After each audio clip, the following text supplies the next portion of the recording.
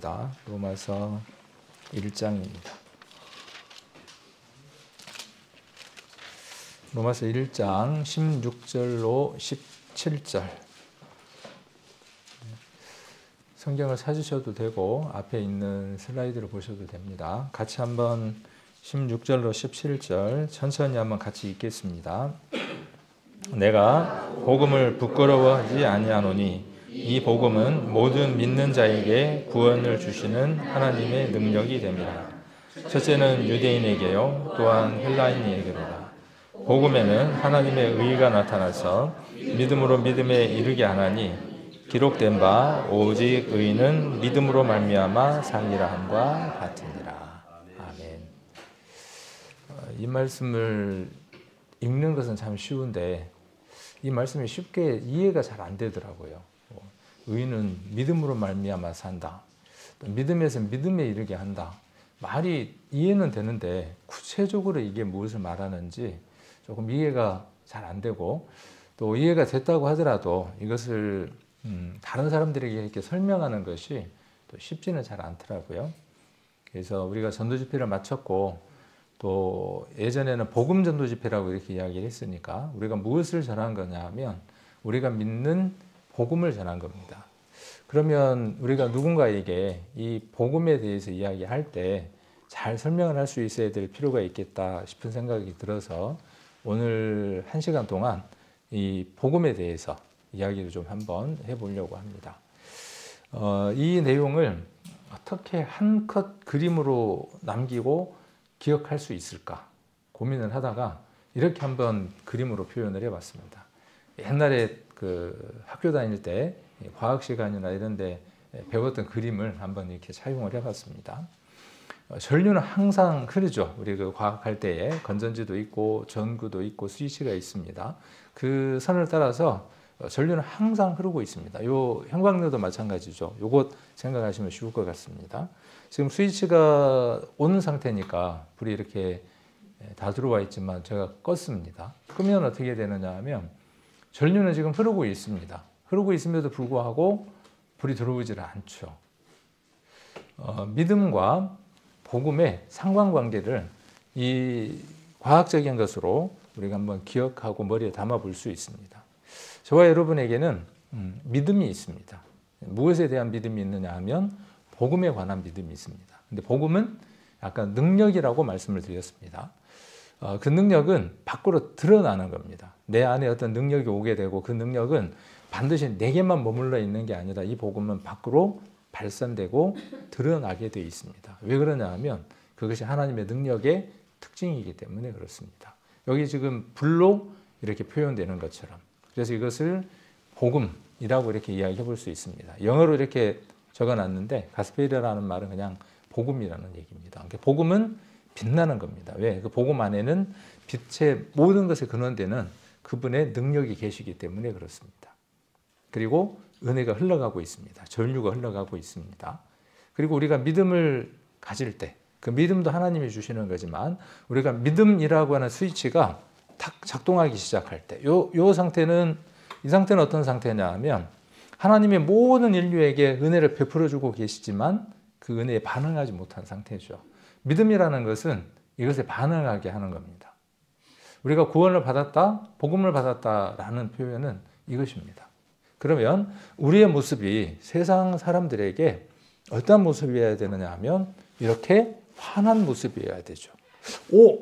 어제까지만 해도 우중충하고 살아가는 그 전문 용어로 꼬라지를 보니까 볼만하더니 코를 쭉 내밀고 땅을 쳐다보고 그렇게 살아가더니 어느 날 갑자기 바뀌었네? 말도 바뀌고 행동도 바뀌고 생각하는 것도 바뀌고 모든 것이 바뀌었네? 왜 그렇지? 이것이 하나님 우리에게 복음을 주신 이유라는 것이죠. 이것이 복음을 전하는 전도의 방법입니다. 가자. 왜 안 가냐? 이렇게 이야기하는 것이 아니라 그래서 바울은 이 16절, 17절에서 무엇을 이야기하느냐 하면 복음의 가장 핵심적인 내용들을 이야기를 합니다. 바울은 복음을 부끄러워합니까? 여러분들은 복음이 부끄럽습니까? 근데 교회 오실 때 옛날에 신문지에다 싸갖고 다니는 분들도 있더라고요. 성경책을. 그런 분도 계셨어요. 예. 옛날 성경책은 지금처럼 이렇게 안 돼 있고 빨간색으로 막 칠이 돼 있잖아요. 요즘은 이제 금박으로 돼 있기도 한데 그 의미가 있다면서요. 빨간색으로 칠한 것, 금박으로 칠한 것 의미들이 있대요. 근데 그 의미는 내비두고 자기가 교회 간다는 것. 왜 그러냐 하면 아는 겁니다. 본질적으로. 세상 사람들도 교회 다니는 사람은 세상 사람들과 다른 삶을 산다는 것을 압니다. 그리고 교회를 다니게 되면 자기 안에 본능적으로 어떤 게 있냐 하면 내가 예전의 삶과 달라야 한다고 하는 본질적인, 본능적인 그 느낌을 갖고 있죠. 근데 뭐에 대한 자신이 없는 거죠? 내가 이전과 다른 삶을 살아갈 무엇이 없습니까? 자신감이 없으니까 그 반증으로 무엇으로 나타나느냐 하면 성경을 신문지로 싼다든지 내가 교회 다닌다는 사실을 이순신이 나의 죽음을 적에게 알리지 마라 이런 것처럼 절대 비밀로 삼고 싶은 겁니다. 자, 이것은 복음의 본질을 이해하지 못한 것이죠. 복음의 능력이 무엇인지를 이해하지 못한 겁니다. 부끄러워하고 있는 겁니다. 여러분, 주변에 있는 사람들에게 또 가족들에게 내가 이 복음의 말씀을 알고 난 이후에 자랑스럽게 나의 모습이 드러나는 삶을 살고 계십니까? 우리 식사할 때 기도하십니까? 네. 습관적으로? 습관적으로도 좋습니다. 좋은 겁니다. 어딘가에서 어떤 음식을 대접받거나 했을 때 기도하십니까? 그것이 외식이 아니라 누군가에게 내가 그리스도를 믿는 그 믿음들을 드러내 보여지는 것이죠. 그래서 우리가 복음을 부끄러워하지 않아야 한다는 것이 바울이 로마 교회에 편지를 쓰면서 가장 여기 16절에 먼저 이야기를 합니다. 자, 왜 그러냐라고 지금 바울을 이야기하는 겁니다. 이 복음은 그랬어요. 이 복음은 모든 믿는 자에게 구원을 주시는 하나님의 능력이 되었다 그랬어요. 하나님의 능력. 하나님의 능력, 혹시 하나님의 능력이 어떤지 아십니까? 이 능력이라는 말은 헬라 말로 듀나미스라고 이야기합니다. 듀나미스라고 이야기를 하는데 이 어원들이 파생되어져서 다이나마이트도 되고요. 다이나믹스도 되고요. 뭐 여러 단어들이 파생돼서 나옵니다. 그러니까 폭발적인 거예요.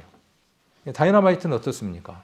아주 작은 그 물질이지만은 크기는 작지만은 불을 뚫기도 하고, 그렇죠? 건물을 부셔뜨리기도 하고, 전쟁 때 많은 사람을 죽이기도 하는 어마어마한 파괴력을 갖고 있는 것이 다이나마이트입니다.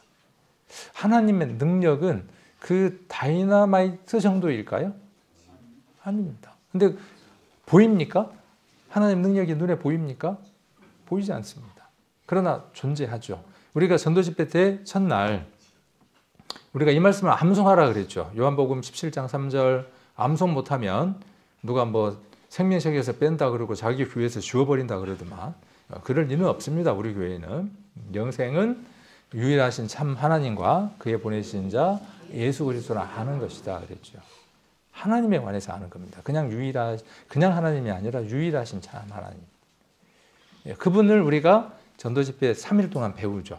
그리고 여러 전도집회 강사들에 따라서 특성에 따라서 또 자기가 특화되어 있는 거에 따라서 전도집회 때 하나님의 능력에 대해서 3일 동안 이야기를 합니다.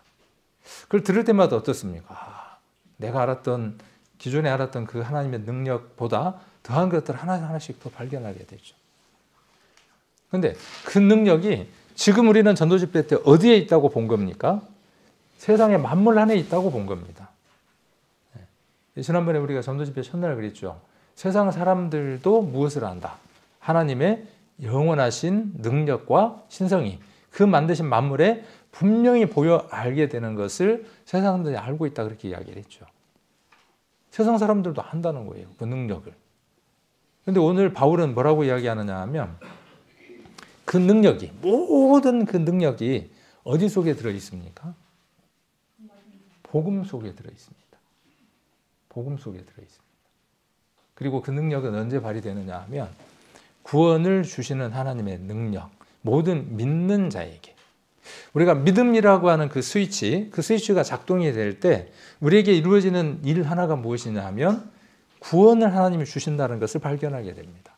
이게 복음의 내용이라고 지금 바울이 이야기하는 겁니다.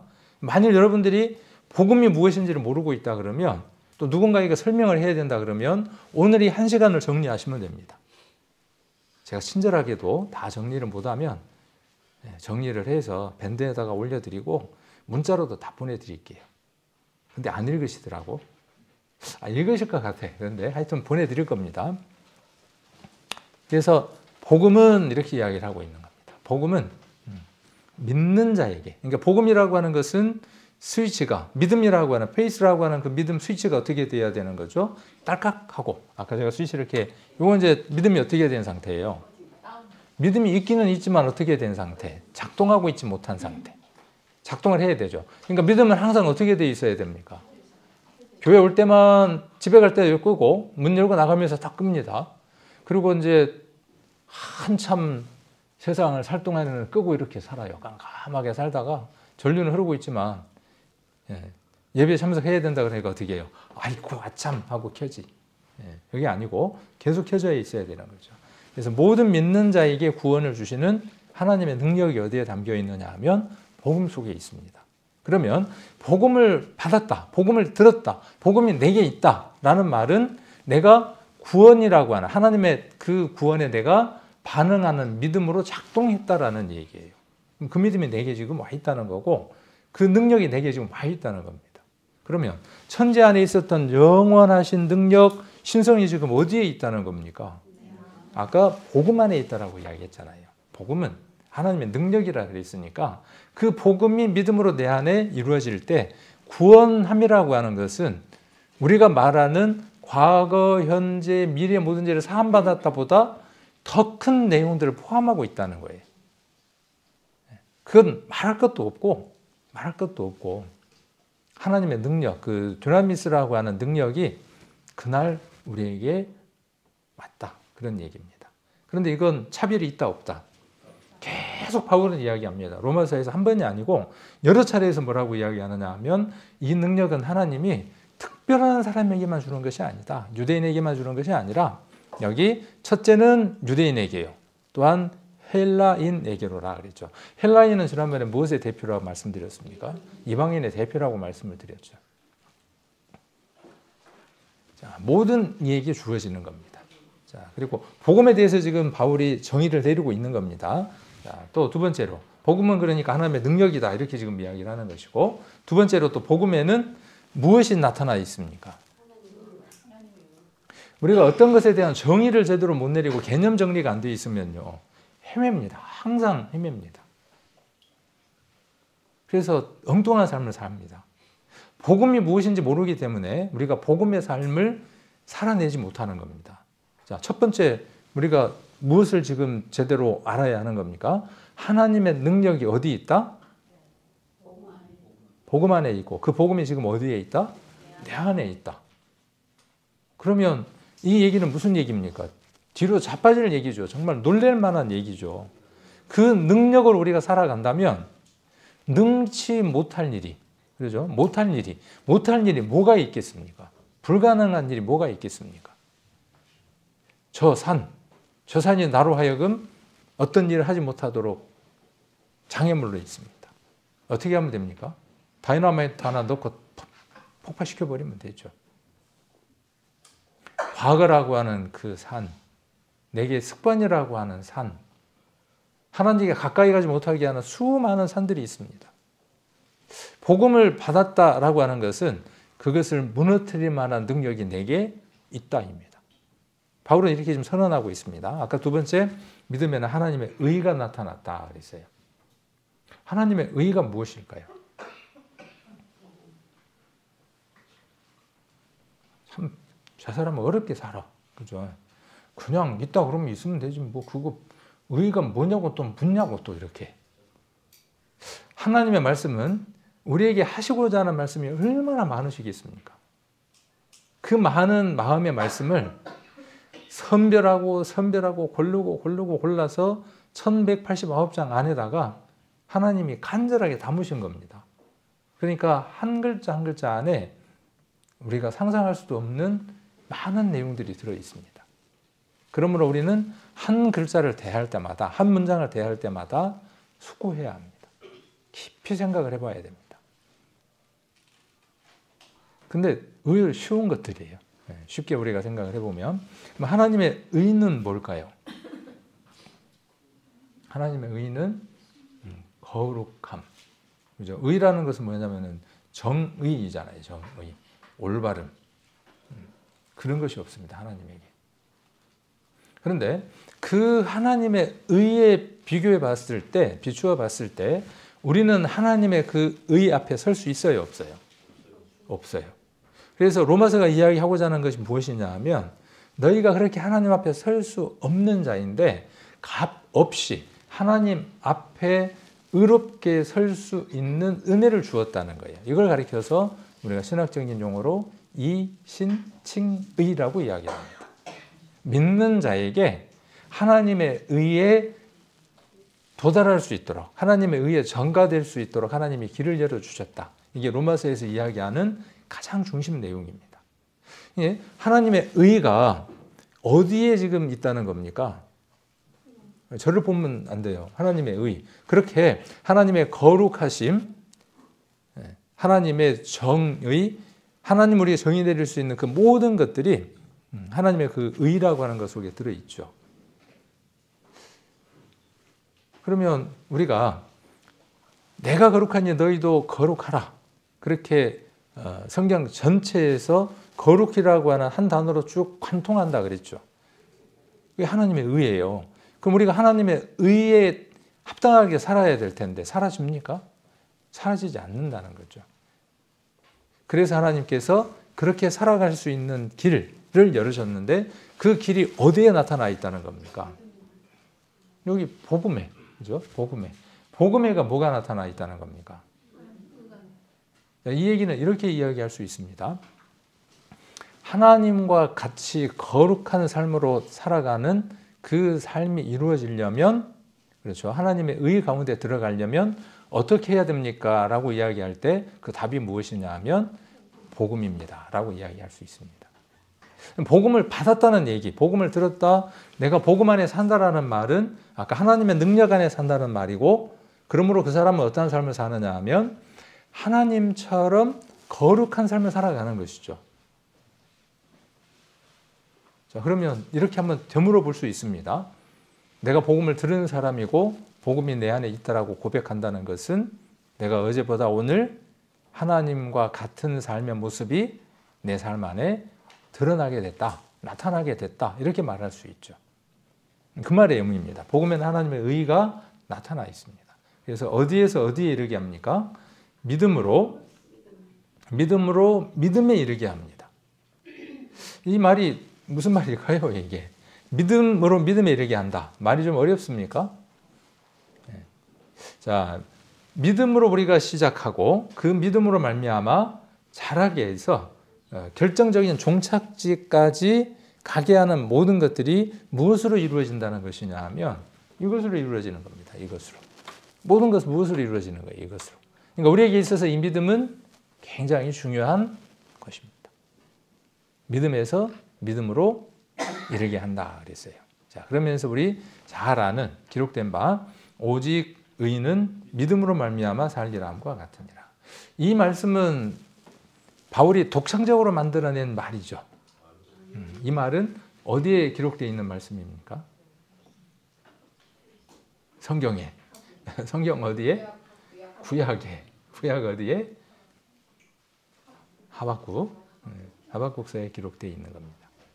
이스라엘이 우상을 숭배하고 하나님을 벗어났지만 하나님께서 해주신 그 약속의 말씀을 믿고 그들이 순종히 있을 때에 실질적인 삶의 생명도 구원함을 받았습니다. 역사적인 배경을 두고 지금 이야기를 하는 겁니다.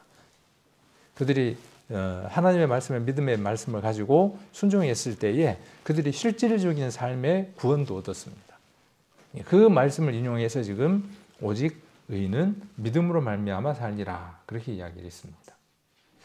이게 무슨 말일까요, 이게 또? 자, 믿음으로 믿음에 이르게 한다. 이해됐습니다. 출발, 과정, 모든 종착지까지 다 무엇에 의해서? 믿음이라고 하는 것에 의해서 이루어진다. 그렇게 이야기한 것이고, 그 다음에 믿음으로 말미암아 산다. 이 말은 이해는 되는데 설명을 하려니까 참 어렵더라고요. 저도 여기에서 여러분들을 이해를 시켜드려야 되죠, 말씀을. 이렇게 한번 비유를 이야기해 볼 수 있습니다. 배를 타고 낚시를 갔어요. 이제 낚시 좋아하시는 분들 많잖아요. 그래서 갈치를 잡으러 갔습니다. 큰 배를 타고 갔지만 파도가 치면 어떻게 됩니까?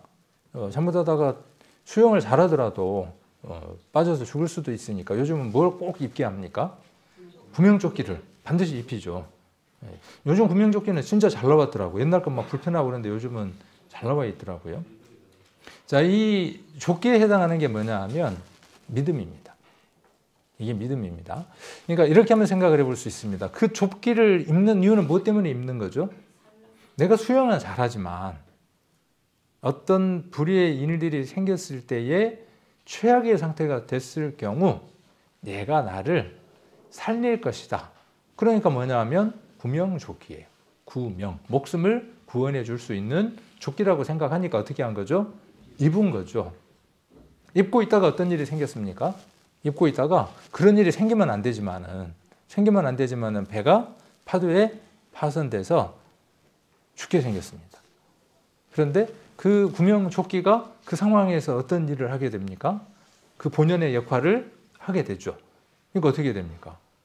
물 위에 뜨죠. 자, 뭐라고 이야기할 수 있습니까? 그 구명조끼가 그 사람을 살렸죠. 구명조끼가 나를 위급한 상황에서 살릴 것이라고 믿었던 그 믿음이 그 사람으로 하여금 생명을 구원하게 했습니다. 그 얘기입니다. 의인은 믿음으로 말미암아 살리라라는 말씀은 그 얘기를 하고 있는 겁니다. 그래서 우리가 가지고 있는 이 믿음이 마지막 날 우리를 영원히 살리실 것이라고 하는 그 믿음이 우리에게 있습니다. 이 구명조끼 아까 어떻게 해야 된다고요? 아까 믿음으로 말미암아 산다 그랬으니까 이 믿음은 어떻게 해야 하는 겁니까? 항상 늘 장착해야 됩니다.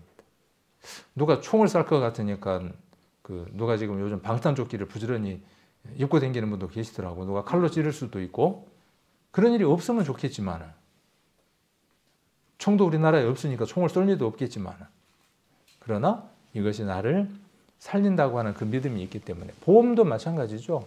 우리가 보험을 드는 이유도 무엇 때문입니까? 자동차 보험도 1년에 한 번씩 몇십만 원을 들여서 보험을 듭니다.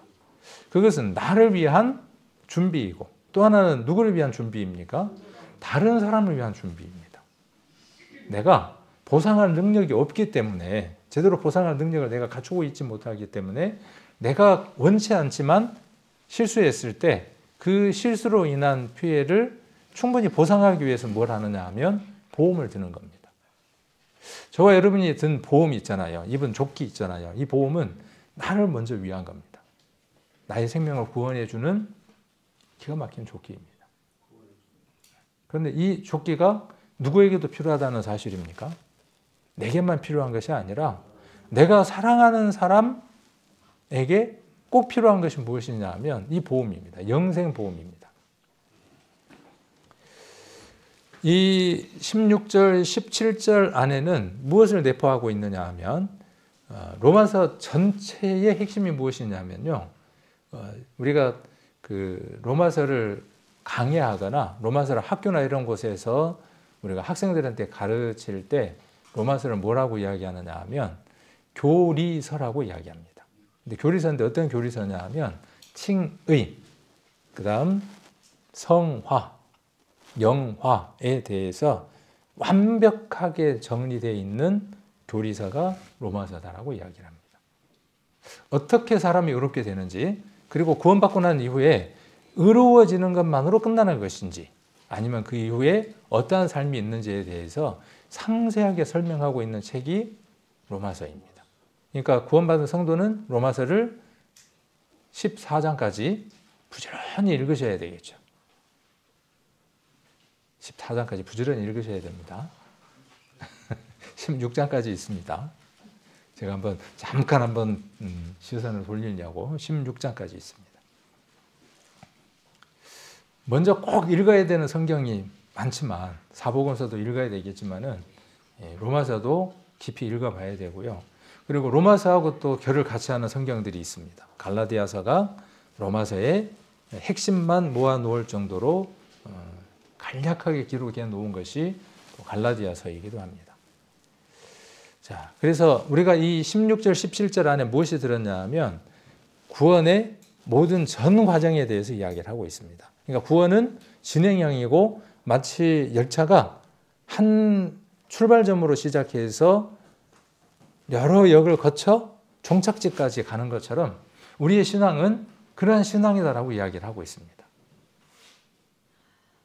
열차에 타는 것이 가장 먼저 중요하고 가장 먼저 해야 될 일이지만 그 다음 어떤 과정이 필요하냐 하면 그 열차를 타고 여러 역들을 돌아가며 많은 것을 경험하고 종착지까지 가는 것, 그 열차에서 중간에 내리지 않는 것, 이것이 중요한 내용이다라고 바울은 이야기를 하고 있습니다.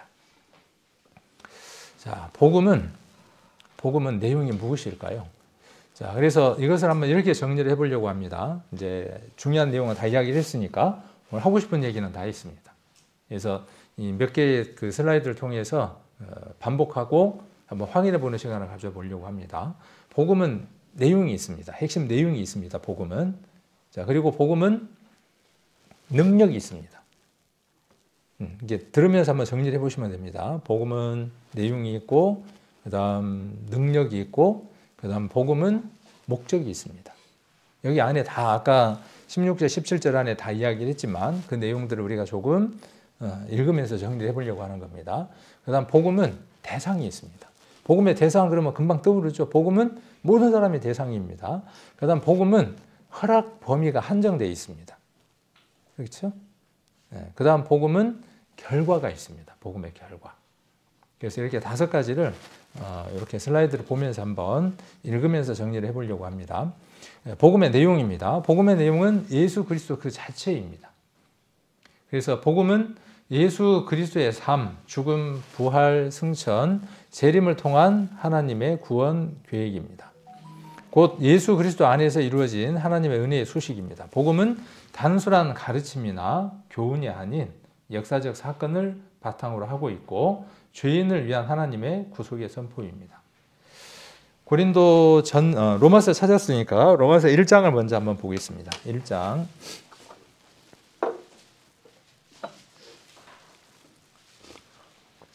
2절 한번 봅니다.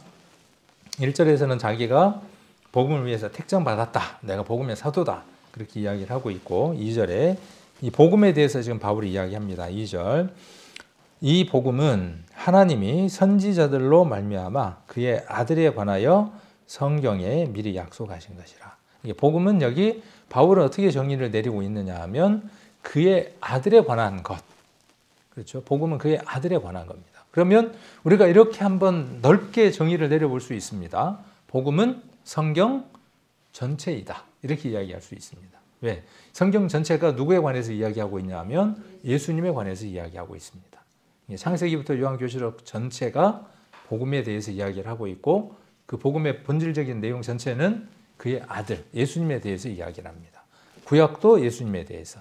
창세기 1장 1절을 요한복음에서는 무엇이라고 이야기를 하고 있습니까? 그분이 그때 함께 계셨다. 그렇게 이야기를 하고 있죠. 그러니까 천지를 창조된 그 모든 일들도 누구와 연관되어 있는 것이죠? 그리스도와 연관되어 있고 또 궁극적으로 마지막은 어디에 연결되느냐 하면 그 모든 일들이 우리에게 연결되어 있는 거죠. 그리스도에게 모든 것들이 연결되지만 그 모든 것들은 누구를 위한 것들입니까? 저와 여러분들을 위한 겁니다. 그리고 이것은 꾸며낸 가상의 소설 같은 얘기가 아니라 역사적 사실이라는 겁니다. 그리고 그 안에 하나님의 은혜가 들어 있습니다. 고린도전서 15장입니다.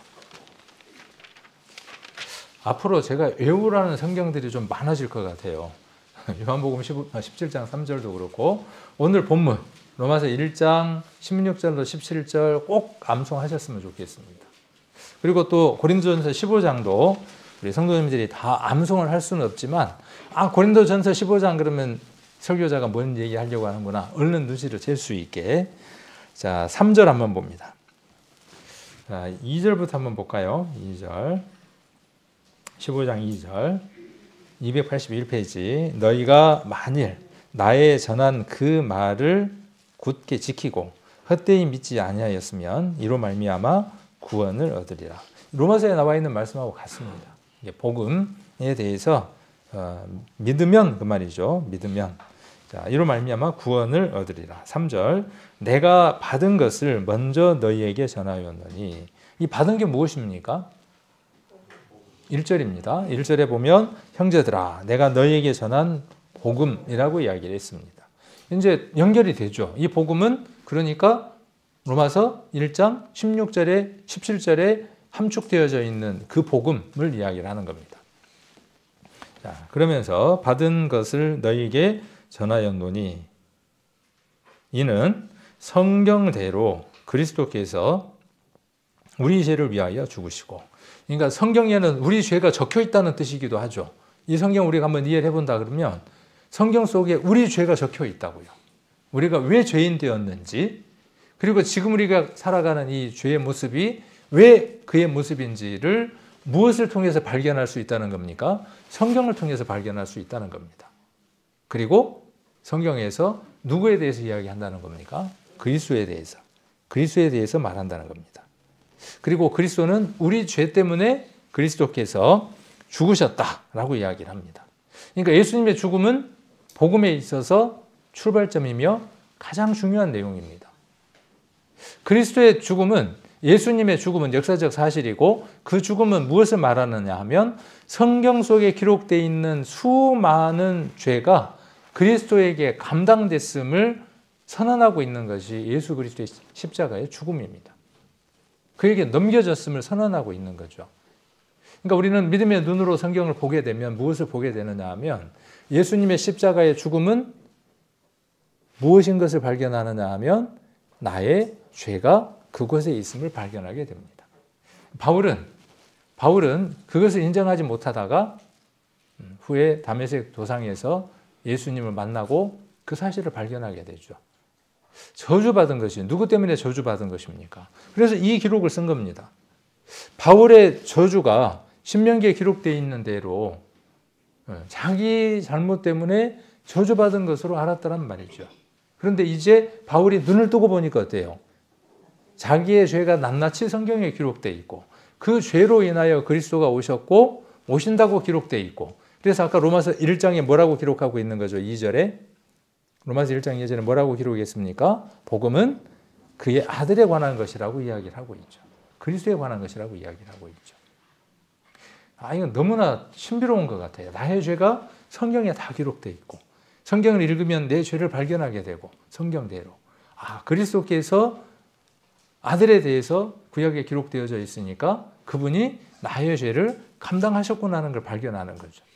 이게 복음의 핵심임을 바울이 이야기를 했고 우리가 지금 여기 복음의 내용에서 다시 한 번 더 확인해 보는 겁니다. 그 다음 3절만 우리가 이해한다면 절반만 이해한 겁니다. 죽으면 더 이상 소망이 없잖아요. 죽은 사람에게는. 우리의 믿음에는 어떤 소망이 있냐 하면 부활의 소망이 있습니다. 4절 한번 봅니다. 15장 4절 장사 지낸 바 되었다가 성경대로, 이 성경이라는 말을 왜 했을까요? 바울이 구약 성경에서 그가 부자의 무덤에 들어갈 것도 발견하게 되고 그가 3일 만에 부활할 것도 발견한 거죠. 그게 누구를 위한 것이라는 것을 발견한 겁니까? 자신을 위한 것이라는 것을 발견한 거죠. 여기 이렇게 함축해서 기록하고 있습니다. 무덤에 장사된 것 나를 위한 것이고 그분이 부활한 것 나를 위한 것입니다. 이것이 복음에 있어서 가장 본질적인 핵심입니다. 그리고 제가 이거 말씀드렸죠. 죽은 사람의 증거가 보여야 된다 그랬죠. 우리가 그리스도를 닮은 삶을 사는 겁니다. 그러니까 우리에게는 무엇이 보여야 되느냐 하면 죽은 증거가 보여야 됩니다. 죽은 증거는 뭐라고 말씀드렸냐 하면 무덤에 장사된 거라고 말씀드렸습니다. 예수님의 죽음이 모든 사람들에게 선언됐죠.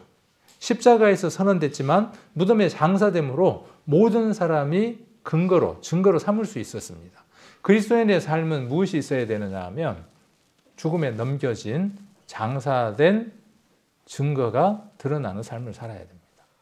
저 사람 죽은 거 맞네. 옛날에 한 성깔 하더만 왕년에는 날고 기더만 보니까 이제 다 숨이 죽었네. 왜 죽었지? 장사돼야죠. 증거가 돼야죠. 모든 사람이 증거될 수 있어야죠. 모든 사람에게. 그리고 보니까 이제 살았네. 보니까 어떻게 사느냐 하면 정말 값진 것을 위해서 삽니다. 정말 참된 그 값진 것을 위해서 살아가는 것, 이것이 복음의 핵심입니다. 이 내용을 풀어서 설명해 놓은 것이 우리가 잘 아는 대로 로마서 6장입니다. 그리스도와 함께 장사 지내는 장면을 설명하고 있습니다. 그걸 아주 짧게 쫙 함축해 놓은 게 뭡니까? 아주 짧게 탁 함축해 놓은 성경이 갈라디아서 몇 장 몇 절? 2장 20절. 이것을 좀 더 이렇게 중간 정도로 이렇게 조금 늘려서 설명해 놓은 데가 어디냐 하면 에베소서 1장입니다. 그리스도와 함께 허물로 죽었던 우리를 그리스도와 함께 죽게 하고 장사 지내게 하고 부활하신 그 은혜에 대해서 설명하고 있습니다. 이게 복음의 가장 중요한 핵심입니다. 자, 두 번째로 복음은 능력이 있다고 아까 말씀드렸습니다. 왜 능력 얘기를 자꾸 제가 이야기를 할까요?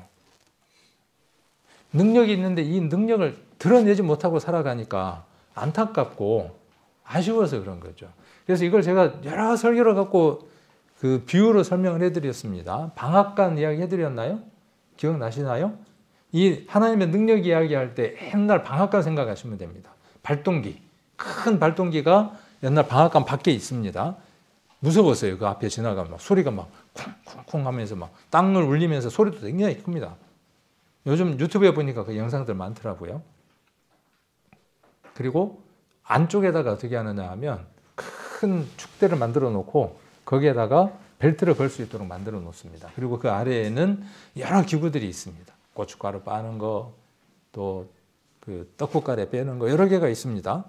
그런데 열심히 이건 돌지만 두나미스 하나님의 능력은 열심히 돌지만 어느 걸 걸지 않으면 어떻습니까?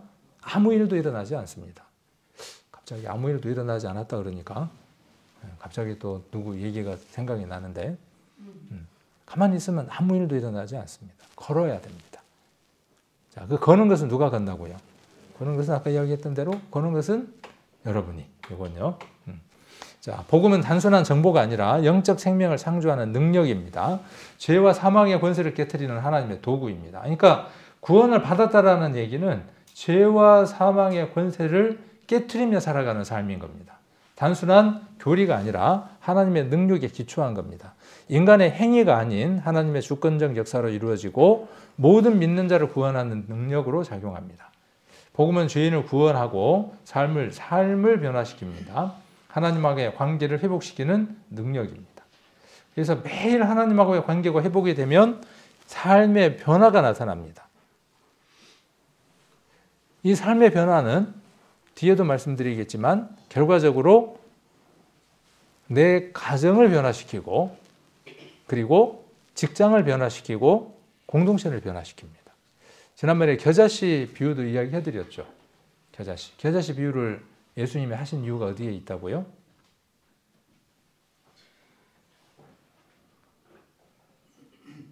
우리가 거하고 있는 공동체가 우리로 말미암아 영향을 받도록 해야 한다라는 교훈으로 예수님께서 그 비유를 말씀하셨다고 한번 말씀드린 적이 있습니다. 자, 그 다음 복음의 목적입니다. 복음은 목적을 갖고 있는데 어떤 목적을 갖고 있냐 하면 하나님하고의 화해 그리고 새 생명을 만들어내는 것이 복음의 목적입니다. 복음의 궁극적 목적은 인간의 구원입니다. 인간은 죄로 인해 멸망할 수밖에 없는 존재이지만 하나님의 은혜를 통해 의롭다 하심을 얻고 영생을 누릴 수 있습니다. 그리고 복음은 단순히 구원받는 데 그치지 않고 하나님을 닮은 존재로 회복되고 하나님의 나라 백성으로 살아가게 하는 것이 목적입니다. 복음의 목적은 하나님의 영광을 드러내며 사람들을 하나님과 화목케 하여 영원한 생명과 거룩함에 이르게 하는 겁니다. 그래서 복음에 무엇이 나타나 있다 그랬습니까? 하나님의 의가 나타나 있고 믿음에서 어디로 이르게 한다고 말씀드렸습니까? 믿음에 이르게 한다 그랬어요. 그리고 의는 무엇으로 살아간다고요? 오직 믿음으로 말미암아 살아가는 겁니다. 이게 복음의 목적이고 복음의 결과이기도 합니다. 여러분에게 새 생명이 태어나지 않는다면 우리는 복음을 복음답게 쓰고 있지 못한 것입니다. 우리 전도 집회 때 새로운 사람이 없었다는 것은 우리 모두가 우리 자신들을 돌아봐야 할 시점들입니다. 목사는 목사대로, 교회 안에 직분을 가진 분들은 직분을 가진 사람대로, 또 각각의 우리 성도님들은 각각의 그 역할 가운데에서 내가 정말 내가 처해져 있는 공동체 안에서 이 복음을 능력 있게 나타내고 있을까? 다음 전도 집회 때에는 내가 어떻게 해야 할까? 그때 대해서 준비하는 게 아니고 오늘부터, 그죠? 집회가 끝난 그날부터 새롭게 시작하는 겁니다. 자, 복음의 대상은 모든 사람이죠. 지금 뭐 물어볼 것도 없죠. 복음의 대상은 모든 사람이 대상입니다. 하나님이 누구도 차별치 않습니다. 복음은 특정 민족이나 계층만을 위한 것이 아니라 보편적 선언입니다.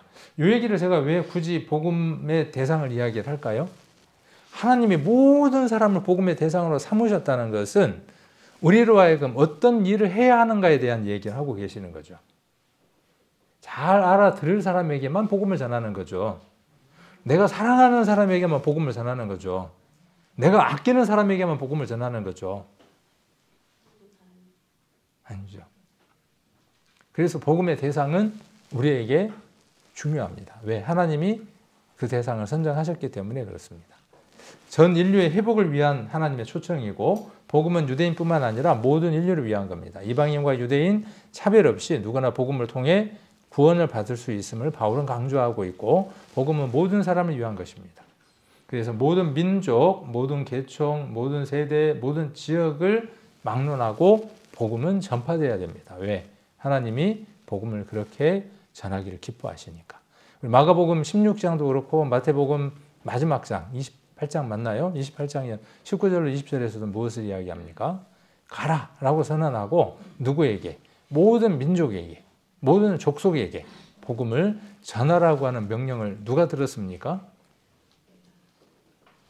목사만 들었죠. 선교사들만 들은 거죠. 아닙니다. 모든 사람에게 주신 명령입니다. 그리고 이것은 하나님의 선물이기도 합니다.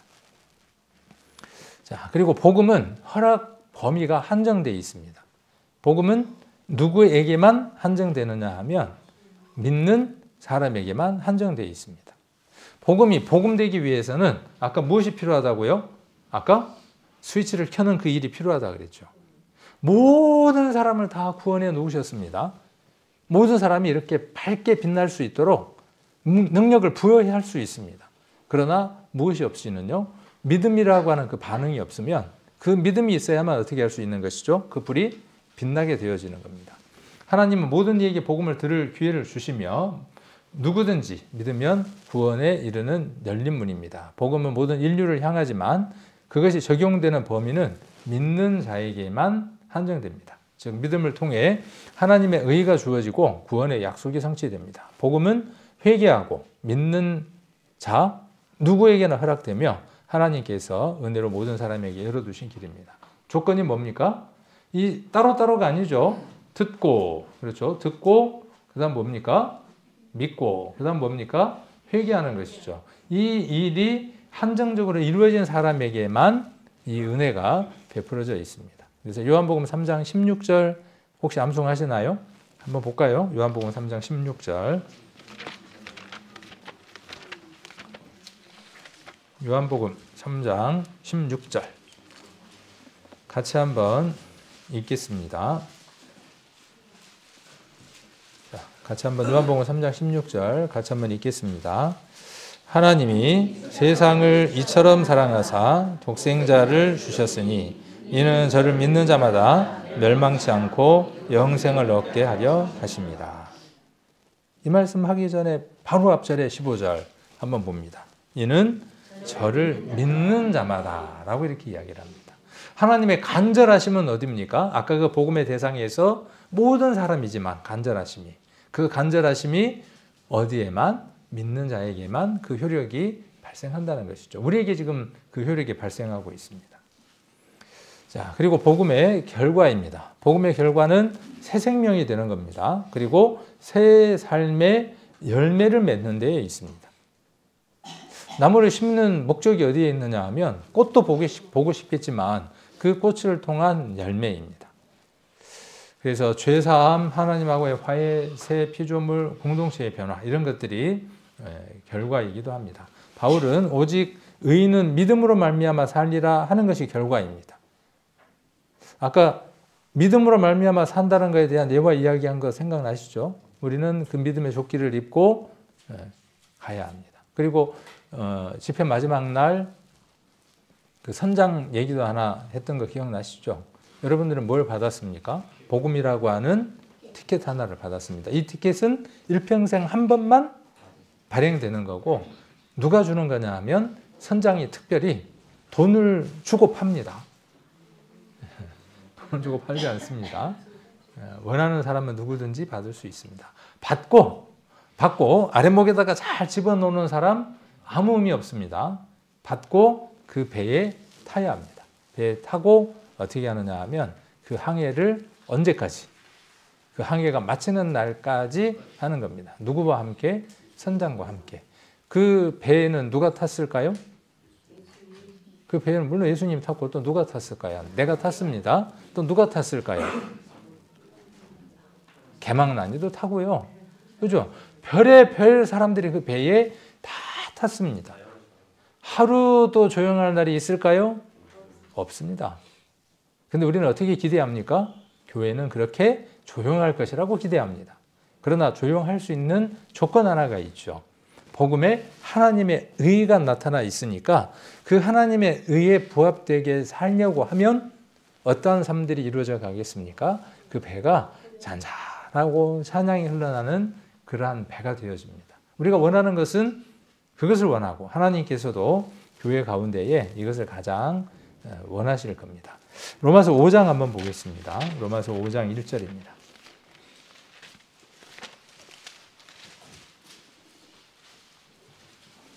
로마서 5장 1절 같이 한번 큰 목소리로 같이 한번 읽겠습니다.